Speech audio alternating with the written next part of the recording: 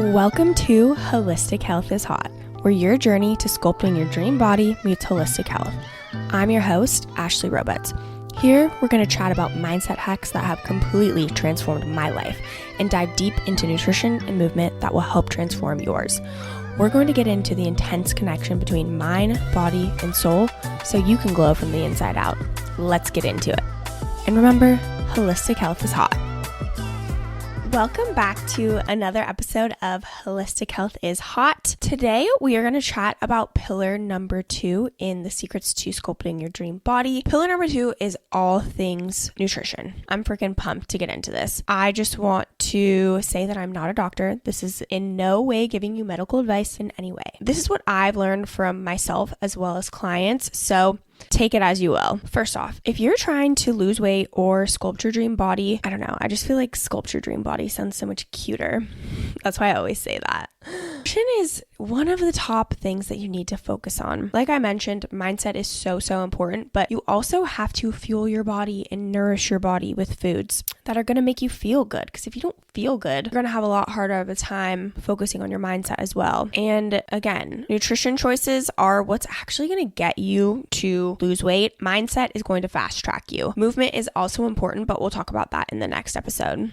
Anyways, I digress. We're going to talk about quality of food, listening to your body, the gut-brain connection, food as medicine, and mindful eating. Okay, let's start off with whole foods versus processed foods. Quality of food is the most important thing you should focus on. Whole foods is essentially anything that is not processed, packaged in a facility. It doesn't come in plastic wrap. There's no branding on it. It is just a whole food. That being said, you can make whole foods into a lot of different things. I made pumpkin muffins the other day. All whole foods. They were freaking amazing. It doesn't have to be boring, but it's so important to focus on quality of food. Processed foods just make you feel like shit. I won't even go into really why these foods, but processed foods, there's so many different things that they put into the foods, like weird chemicals, just extra fats, just things that our bodies are not meant to be able to digest. Weird artificial flavors. Truly, if you can take one thing from this whole episode, turn around and yes, macros are important, but looking at what ingredients there actually are, a rule of thumb that I really like to use for myself, and I guide my clients on this too, if you can't read more than 5 of the ingredients, it's probably not going to be very healthy for you. It's not going to feel very good going down. So I always say if I can't pronounce 5 of the ingredients on there, it's probably not something that's going to make me feel very good. And that's another thing. I feel like so often people are like, oh, like you have to eat boring foods, like whole foods are boring. And truthfully, one, if you're used to all this processed artificial bullshit, yeah, whole foods are probably not going to taste very good at first because you're used to these like high intensity types of sweeteners or sugars or sour, whatever it may be. They're just very intensified.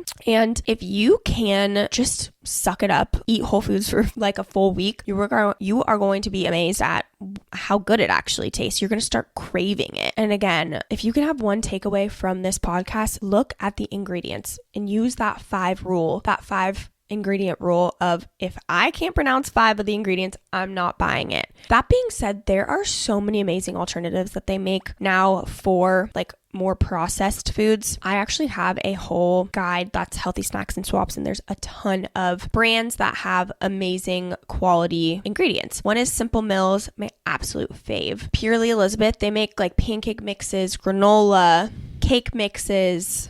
Hue, I think that's how you say it, is chocolate. Processed food doesn't have to be bad, but it's about finding the ones that actually have good ingredients. That's what it's all about. And those do exist. It just takes time to go through and figure out what you actually like. And yeah, they can be a little bit pricier, but truthfully, it's so worth it. And if you want to skip the processed food and just eat straight whole foods, that is going to save you so much money. A lot of the cost of food comes from processed foods. Animal protein can also be a little bit expensive, but if you're eating animal protein and whole foods and rice is so cheap, you are golden and your pocket won't hurt after going to the grocery store. Unless you get a Whole Foods, your pocket will always hurt after leaving there. I went to Whole Foods the other day and I swear I got 4 things and it was like $90. And I was like, what the fuck? Like, this is why I don't shop here. I feel so like bougie when I go in there, and like the experience of Whole Foods is amazing, but then I walk out and I'm like, why did I just do that? Anyways, to wrap up that section, for quality ingredients, eat whole foods. It's so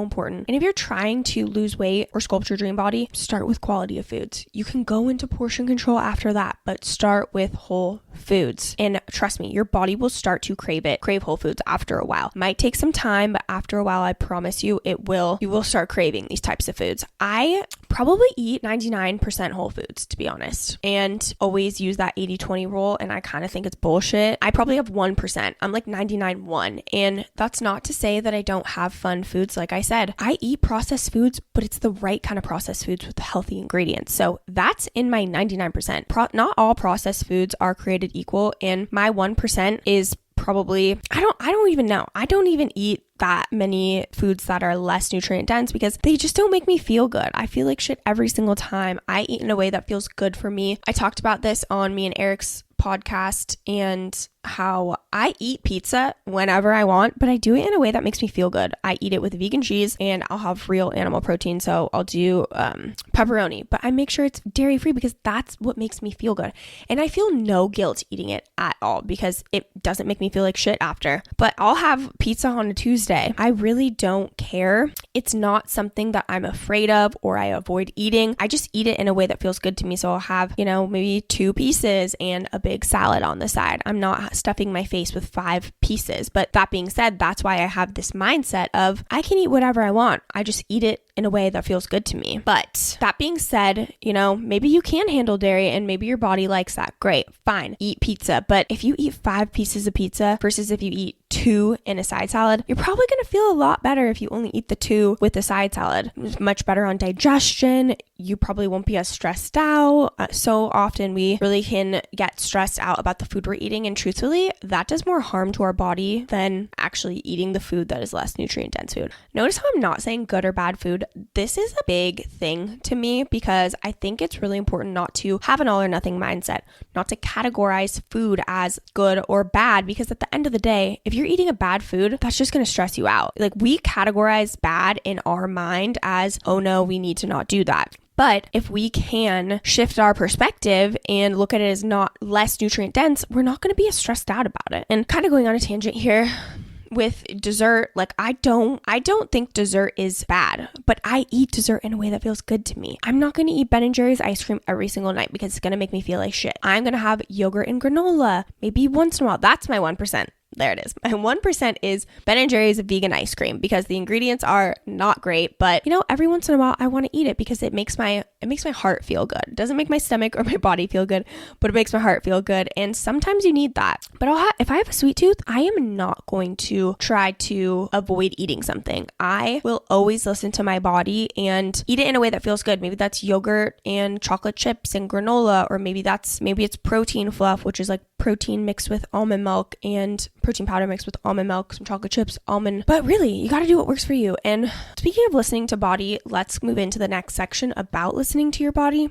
Tuning into hunger cues and understanding what your body really craves is so important. And like I said, you might have to suck it up, eat whole foods for a week or 2. It might not be as fun as you want it to be. 1, you're going to feel freaking amazing. 2, you're going to start to crave these really whole foods if you can cut out processed foods. And again, when I say processed foods, I mean processed foods with not as great ingredients. Processed foods with whole types of food ingredients that you can read the ingredient labels on, go for it. Again, that in my eyes is not categorized as a less nutrient dense food. I think it's fine to eat. I eat it on a regular basis. But let's talk about hunger versus appetite. Hunger is a physiological need. When your tummy is growling, you know you need food to fuel your body. Appetite is often so much more about desire, maybe driven by emotional factors or so many other little things. It could be stress, anxiety, even celebration, all the emotions. Certain emotions cause cravings. Cravings cause an appetite, just to kind of give you a difference between those two. But if you can ask yourself, when you're feeling I want food, ask yourself, where is this coming from? Is this a true hunger cue? Am I actually hungry and needing some food? Or is this more of an emotional response? Maybe you got off the phone with your boss and she was really upset with you because of something. Are you leaning for food then? Or is it the holidays and you're really craving some cookies, some Christmas specific cookies that you really, really want? Again, it's not to say if it is a craving, you can't get into it. You can't give in and eat it. It's about just tuning in and listening and figuring out, is this something I want to act on or do I want to make a different decision? I also heard on a podcast, so don't quote me on this if this is not actually true, but cravings only last 30 minutes. So a couple of things you can do is, one, if you are craving something, okay, let's sit, maybe you just ate like an hour ago and there's no way I can be hungry again, but you sit and you ask yourself, okay, where is this coming from? Why am I craving something? Okay, maybe it's the holidays, you really want this cookie. You get to make that choice. Do you want to give into the craving and eat it, or do you not? As long as you explore before, giving into your craving is not a bad thing, but it's important to make your decision and stick with it. Do not make your decision to eat the cookie and then feel so guilty about it, because that's not going to help anything. The deed is done. The stress is probably going to hurt your body more than the actual cookie. So just move from a place of empowerment where you make your decision, you stick with it, and you move forward. Sometimes too, as a side note, we often can mistake hunger cues for actually just being dehydrated. Our body tricks us. If you haven't had enough water, I would highly recommend chug a glass of water, see how your body feels. And I am not saying if you are truly having a hunger cue to ignore that and just try drinking water to make the hunger go away. That's not it at all. It's just to kind of double check and ask yourself, oh, am I actually hungry or is my body just dehydrated and needing some water? Just a little tip there. But again, check in with yourself. This is, again, kind of bringing it back to mindset. Why mindset is so important, because if you can tune into your body and think about what you're putting in, your hunger, your fullness cues, your satiety, you're gonna be able to notice these thoughts and be able to change your actions and make different choices. So tune in and listen to your body. And really, is this an emotional type of hunger? Am I stressed? Am I bored? Or is this a hunger cue? And again, proceed from a place of empowerment so you can feel good about this decision you make, whether you give in and eat the cookie or you don't. Both are fine, but it just takes a decision. And the decision is yours and you control your own life. So stop feeling guilty for things that you decide on your own. Just make a decision, proceed from a place of empowerment. Move on with your day. Moving on to the gut-brain connection and how gut health can influence our emotions and our mindset. Our microbiome is so important. Our gut has trillions of bacteria which play a role in digestion, immune system function, and even production of certain neurotransmitters. Let's talk about the connection. The gut communicates with the brain through nerves and hormones. An imbalance in the gut can lead to mood fluctuations, anxiety, and even depression. Gut health is so underrated. Truly, when I started taking a probiotic, my gut health completely changed. I know there's some people that have their opinions on probiotics. I know for me personally, it completely changed my gut health. I will get a little personal here, but I used to not go to the bathroom regularly at all. I read this book called Fiber Fueled and it convinced me to start taking a probiotic. I shit you not. I am now the most regular person you will ever meet. Like, I know exactly when it's coming, unless I'm stressed. Then, kind of changes a little bit. But I am so regular, and I think it's because I started taking a probiotic. That's when I really noticed changes in my gut. But you have to find one that has a pre and probiotic so often, and not one that goes in the fridge. I feel like people think, oh, like the one that goes in the fridge, that's a nice fancy one. I need that one. But I've heard numerous podcasts and seen numerous studies where if the probiotic can't survive out in normal air temperature, warm temperature, how is it going to survive in your body? So essentially those probiotics will die as soon as they get in your body. So they're not going to actually make it to your gut. So that's what I've heard about those. But pre and probiotic is so important because we have so much bacteria in our gut, and probiotics are great and they might work for your gut. Since there's so many different kinds and our guts are all completely different, it might not be helping you depending on if it's not like a match. But if you have a probiotic that has pre and probiotics, then the prebiotics feed probiotics. So whether or not the probiotics match your gut bacteria, the prebiotics will help feed so then they can produce even more and create healthier gut bacteria.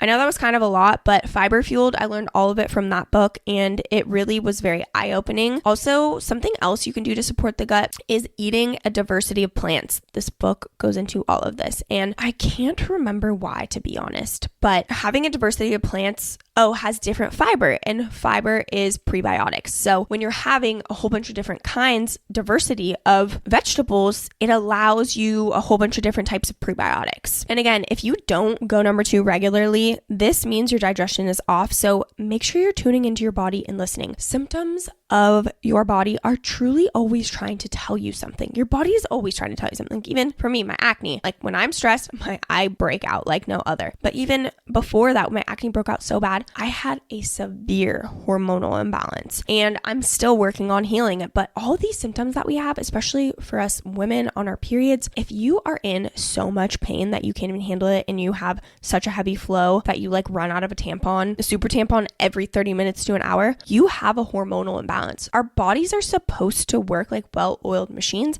And if something is off, we have a symptom. Really, really tune in and listen to your body. Also, just a little teeny tiny things of hormones, since I kind of mentioned that. Protein. Women, ladies, my gals, eat protein. I was boycotting protein for so long because I lost weight when I was vegan and I was eating no meat and I was like, oh, this is the ticket, no meat. Like I always knew this was it. Like meat's making me fat. No, protein is so important for so many different reasons, but make sure you're eating quality protein. But protein is good for hormone balance as well. And I think that is why I struggled with my acne when I was vegan. And plus fucking 3-4 years later, 5 years, I don't even know how old am I. It wreaked havoc on my body. And I know there's all these like people that preach vegan. That's how you lose weight. And don't get me wrong, I lost weight, but it fucked up my whole system. Like so fucking bad, and I am still healing. So eat your protein. And truthfully, ladies, if you can get 30 grams of protein as your first meal, you are going to set yourself up for success. I swear, feel like a different human after eating 100 to 120 grams of protein every single day. It's life-changing.